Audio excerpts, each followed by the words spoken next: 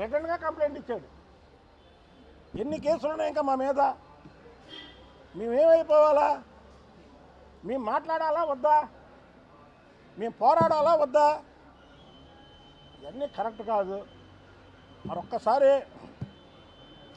ఎవరైతే వేదికను పంచుకున్నారో వాళ్ళందరూ చంద్రబాబు నాయుడు గారి దగ్గరికి, లోకేష్ బాబు గారి దగ్గరికి వెళ్ళి అది ఎలా జరిగింది, ఏం జరిగిందో ఒకసారి వివరించాలి. ఆ వివరించిన తర్వాత మళ్ళీ కార్యకర్తలకి ఒకసారి చెబితే ఈ కార్యకర్తల మనోభావాలు దెబ్బతినకుండా వాళ్ళు కూడా ఉంటారని నేను మనస్ఫూర్తిగా కోరుకుంటున్నాను. అసలుకి రాజకీయాలు అయితే ఇలా ఉంటాయని నేను అనుకోలేదు, అనుకోను కూడా. చివరిగా ఒక మాట చెప్తున్నా,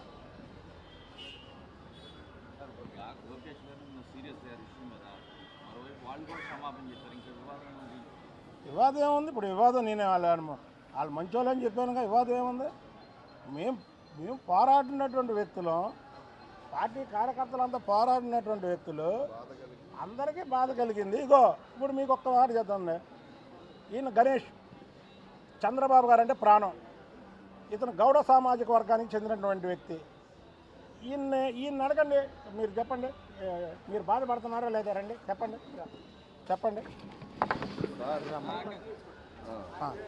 నువ్వు గౌడ సామాజిక వర్గానికి చెందినటువంటి మా పచ్చిరు నియోజకవర్గం. ఆ రోజు గొడవలో ఇతను కూడా ఉన్నాడు. సార్, నా పేరు బొడుగు గణేష్ అండి. 3944 కష్ట ఇన్ఛార్జిని. దాదాపు మేము 30 సంవత్సరాల నుంచి ఈ బుద్ధ వెంకన్న గారు, బుద్ధ వెంకన్న అంటే ఫ్లైఓవర్ వెంకన్న, ఈ ఫ్లైఓవర్కి సృష్టికర్త ఎవరంటే బుద్ధ వెంకన్న గారు, వెనక నాగుల మీరా గారు. మేమంతా కూడా ఈ 30 ఏళ్ళ నుంచి వీళ్ళతో పనిచేస్తూ ఉన్నాం సార్.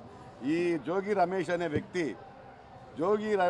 వ్యక్తి చంద్రబాబు నాయుడిని తిట్టేటప్పుడు, చంద్రబాబు నాయుడు మీద ఇంటి మీదకి వెళ్ళి రౌడీజం చేసేటప్పుడు గౌడు సంఘం గుర్తు రాలేదండి, బీసీలు గుర్తు రాలేదండి.